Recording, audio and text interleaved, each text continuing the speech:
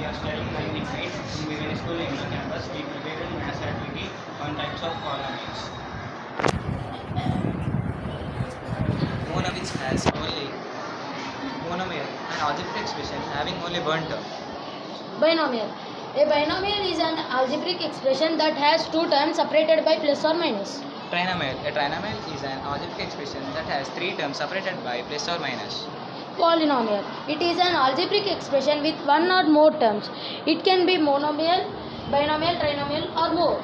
Examples of monomials are 5x squared, 7x.